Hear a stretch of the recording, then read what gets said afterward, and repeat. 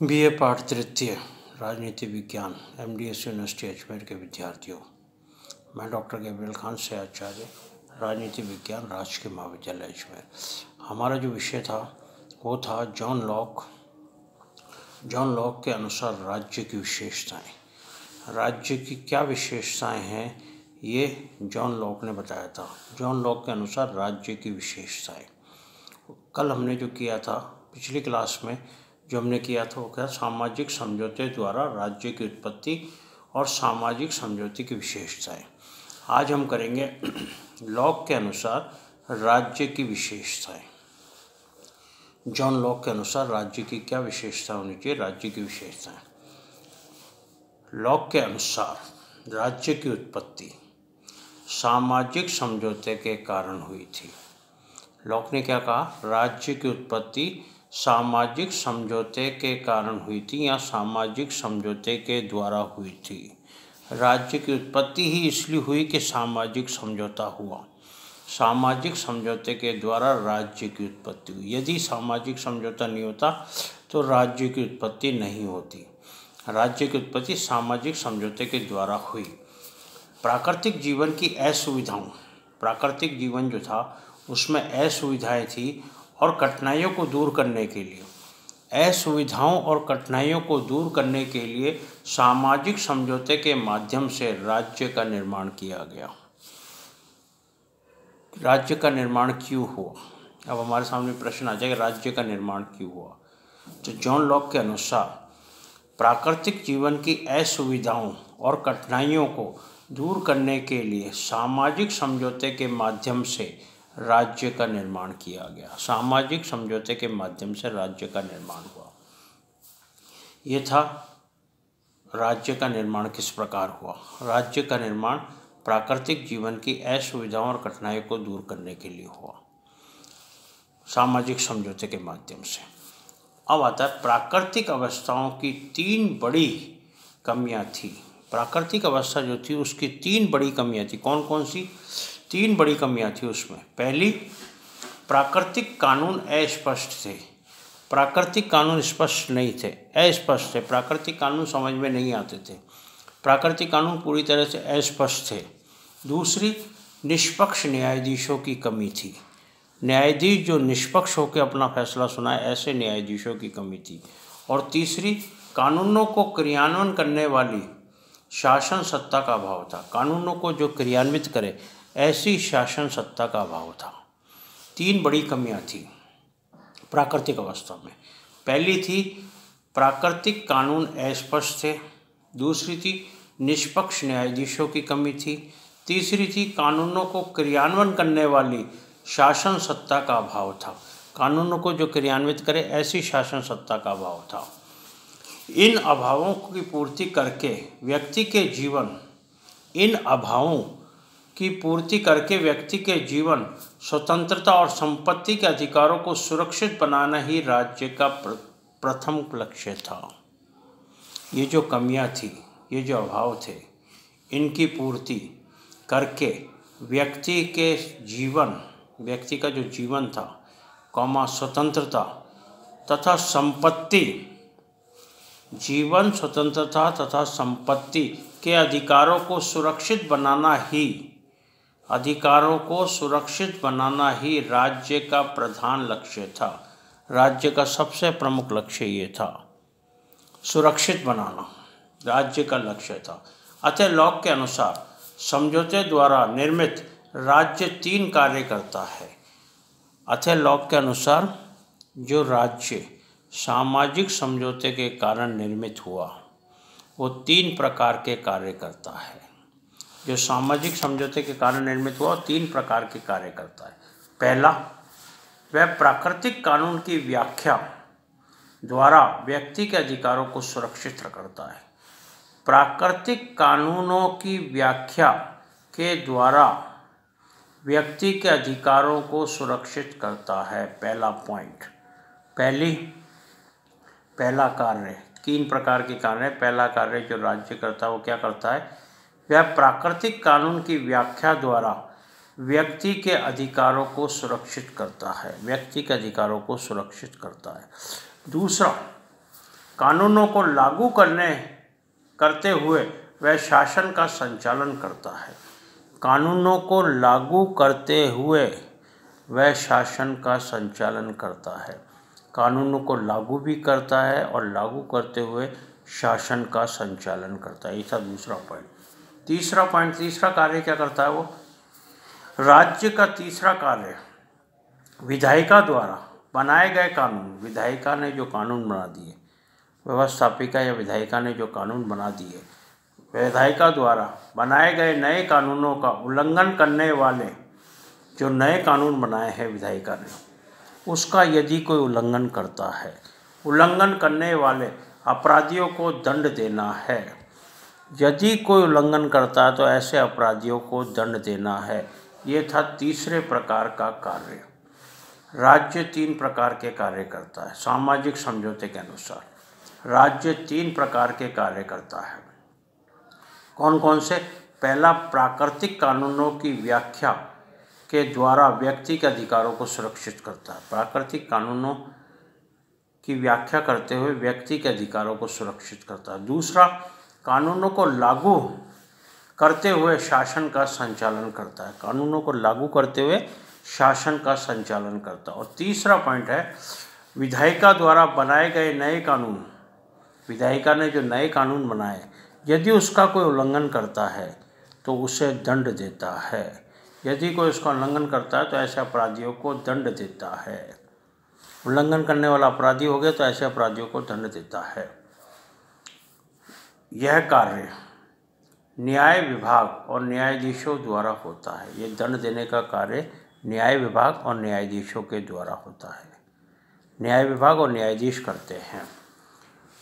John Locke के ये तो थे 3 पॉइंट जो कार्य राज्य करता है, जो सामाजिक समझौते के अनुसार बना है।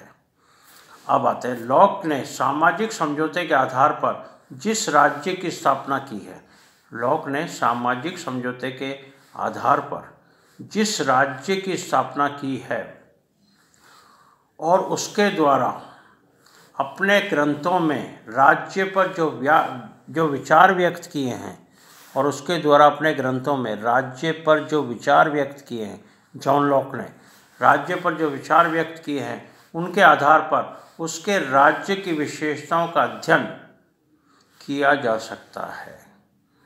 उसके आधार पर जो उसने व्याख्या की ग्रंथों में, उनके आधार पर राज्यों की विशेषताओं का अध्ययन किया जा सकता है। अध्ययन निम्न शीर्षकों में किया जा सकता है। कौन कौन से? पहला, राज्य सहमति पर आधारित है। पहला पॉइंट आता है विशेषता का, राज्य सहमति पर आधारित है। राज्य क्या है? सहमति पर आधारित है। State is based on consent. State is based on consent. राज्य सहमति पर आधारित है। State is based on consent. John Locke का राज्य जन सहमति पर आधारित है। जॉन लॉक का राज्य क्या है? जन सहमति, जनता की सहमति पर आधारित है। लॉक ने समझौते में, जो सामाजिक समझौता था उसमें लॉक ने समझौते में केवल उन्हीं व्यक्तियों को शामिल किया है, केवल उन्हीं व्यक्तियों को शामिल किया है जो समुदाय या राज्य निर्माण के संबंध में सहमति प्रदान करते हैं। केवल उन्हीं व्यक्तियों को सम्मिलित किया है जो किसमें? समुदाय में या राज्य के निर्माण में अपनी सहमति प्रदान करते हैं, अपनी सहमति दिखाते हैं। जो व्यक्ति राज्य में नहीं रहना चाहते हैं, ऐसे व्यक्ति जो राज्य में नहीं रहना चाहते हैं, वे अपनी प्राकृतिक अवस्था में बने रहते हैं। अपनी प्राकृतिक अवस्था में पहले की भांति ही बने रहते हैं। जो व्यक्ति ये नहीं चाहते कि हम राज्य में सम्मिलित हों, वो अपनी प्राकृतिक अवस्था में पहले की भांति ही बने रहते हैं, पहले की भांति बने रहते हैं। इस तरह यह स्पष्ट किया गया है कि जो लोग समझौते में शामिल होते हैं वे सर्वसम्मति से राज्य का निर्माण करते हैं। जो लोग, ये स्पष्ट किया गया कि जो लोग समझौते में शामिल होते हैं वे क्या करते हैं? वह सर्वसम्मति से राज्य का निर्माण करते हैं। तो पहला था राज्य सहमति पर आधारित, state based on consent. Lock का राज्य जो है सहमति पर आधारित है। बिना सहमति के राज्य का निर्माण संभव नहीं था। लेकिन लॉक कहता है कि केवल उन्हीं व्यक्तियों को सम्मिलित किया गया है जिन्होंने अपनी सहमति प्रदान की राज्य के निर्माण में। जिन व्यक्तियों ने अपनी सहमति प्रदान नहीं की राज्य के निर्माण में, वो प्राकृतिक अवस्था में पहले की भांति ही बने रहते हैं, प्राकृतिक अवस्था में ही रहते हैं। केवल वो व्यक्ति जिन्होंने सहमति दी उनको ही राज्य के निर्माण में उन्होंने सहमति दी, उनको ही जोड़ा जाता है। दूसरे ऐसे व्यक्ति जिन्होंने सहमति नहीं दी वो पहले की भांति ही प्राकृतिक अवस्था में बने रहते हैं। और यह स्पष्ट हो जाता है कि जो लोग समझौते में शामिल होते हैं वह सर्वसम्मति से इसका निर्माण करते हैं। जो लोग इसमें शामिल होते हैं वे सर्वसम्मति से इसका निर्माण करते हैं। तो ये था पहला पॉइंट, राज्य सहमति पर आधारित, स्टेट बेस्ड ऑन कंसेंट। दूसरा पॉइंट आता है राज्य जन कल्याण का एक साधन। राज्य जन कल्याण का एक साधन, राज्य जन कल्याण का एक साधन है। State as a means for good of the community, state as a means for good of the community, राज्य जन कल्याण का एक साधन। जॉन लॉक की विचारधारा के अंतर्गत, जॉन लॉक की जो विचारधारा उसके अंतर्गत व्यक्ति को साध्य और राज्य को मात्र एक साधन की स्थिति प्रदान की गई है। जॉन लॉक की जो विचारधारा है उसमें क्या किया गया है, उसमें व्यक्ति को साध्य और राज्य को केवल एकमात्र साधन के रूप में, केवल एकमात्र साधन के रूप में स्थिति प्रदान की गई है। केवल एकमात्र साधन है, साध्य नहीं है। साध्य तो व्यक्ति है, क्योंकि व्यक्ति ने राज्य का निर्माण किया है सामाजिक समझौते के द्वारा। राज्य व्यक्ति के लिए लिए है, व्यक्ति राज्य के लिए नहीं है। राज्य व्यक्ति के लिए है, व्यक्ति राज्य के लिए नहीं है। राज्य व्यक्ति के लिए होगा और है, व्यक्ति राज्य के लिए नहीं है। व्यक्ति राज्य के लिए नहीं है। वह बार बार इस बात पर बल देता है, जॉन लॉक बार बार इसी बात पर बल देता है कि शासन का लक्ष्य समुदाय की भलाई करना है। शासन का लक्ष्य क्या है? समुदाय की भलाई करना है। शासन का लक्ष्य समुदाय की भलाई करना है। Good for community, good for community या good of the community, community की, समुदाय की भलाई करना है। शासन का प्रमुख लक्ष्य समुदाय की भलाई करना है।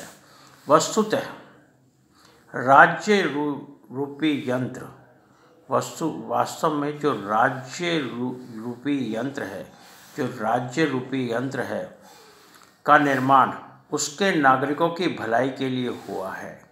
राज्य का निर्माण उसके नागरिकों की भलाई के लिए हुआ है। राज्य का निर्माण ही नागरिकों की भलाई के लिए हुआ, उसमें जो व्यक्ति रहते हैं उनकी भलाई के लिए हुआ है। आदर्शवादी विचारकों की भांति, जिस प्रकार आदर्शवादी विचारक हम देखते हैं, आदर्शवादी विचारकों की भांति जॉन लॉक राज्य को किसी प्रकार की रहस्यात्मक मतलब रहस्य से परिपूर्ण रहस्यात्मक श्रेष्ठता प्रदान नहीं करते हैं। रहस्यात्मक श्रेष्ठता प्रदान नहीं करते हैं, श्रेष्ठता प्रदान नहीं करते हैं। वह तो व्यक्ति के जीवन, स्वतंत्रता और संपत्ति की रक्षा का एक साधन मानते हैं। राज्य को जॉन लॉक क्या मान रहे हैं? व्यक्ति के जीवन, स्वतंत्रता और संपत्ति की रक्षा का एक साधन मानते हैं। आदर्शवादी विचारकों की भांति जॉन लॉक ने भी राज्य को क्या माना? राज्य को व्यक्ति के जीवन, स्वतंत्रता और संपत्ति की रक्षा करने का एक साधन मात्र माना था। एक साधन है जो व्यक्ति के जीवन, स्वतंत्रता और संपत्ति की रक्षा करता है। इस प्रकार इस प्रकार राज्य जल कल्याण का एक साधन है। व्यक्ति साध्य और राज्य साधन है। जॉन लॉक के अनुसार व्यक्ति तो साध्य और राज्य साधन है। व्यक्ति ने सामाजिक समझौते के अनुसार राज्य का निर्माण किया, सामाजिक समझौता करके राज्य का निर्माण किया, इसलिए व्यक्ति साध्य है और राज्य साधन है। ये था दूसरा पॉइंट। तीसरा पॉइंट आता सीमित और मर्यादित राज्य। सीमित और मर्यादित राज्य, स्टेट इज लिमिटेड। सीमित और मर्यादित राज्य कल करेंगे।